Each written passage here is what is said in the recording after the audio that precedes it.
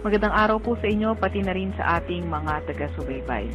Ngayong araw nga, inaasahan natin na ang Intertropical Convergence Zone o ITCZ patuloy pa rin na epekto sa Southern Mindanao at easterlies ang nakakaapekto sa nalalabing bahagi ng ating bansa.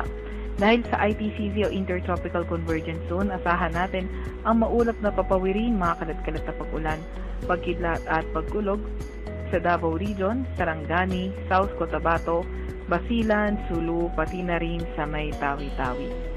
Para naman sa lagay ng panahon, sa Metro Manila at nalalabing bahagi ng ating bansa, kaswagan ng panahon, inaasahan natin may mga tsansa ng mga localized thunderstorms, lalo na tuwing hapon at gabi, at mainit at maalinsangan pa nga ring panahon ang mararanasan natin.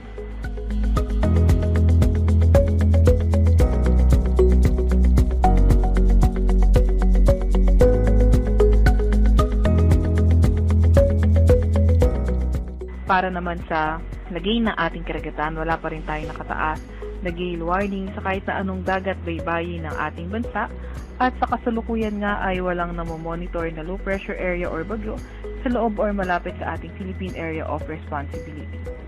Update naman tayo sa heat index. Ang pinakamataas na naitala natin kahapon, umabot ng 48 degrees Celsius sa may San Ildefonso sa may Bulacan. At ngayong araw, ang pinakamataas na nakikita natin posibleng ma-record ay around 46 degrees Celsius sa may San Ildefonso, Bulacan pa rin.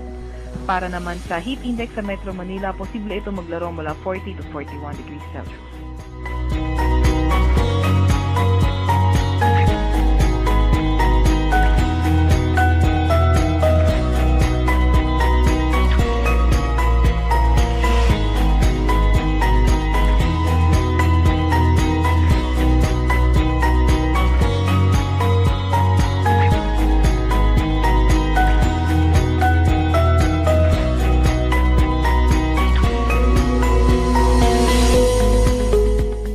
At yan nga muna ang pinakahuli sa lagay na ating panahon. Mula sa Weather Forecasting Center ng Pag-asa, Veronica Torres.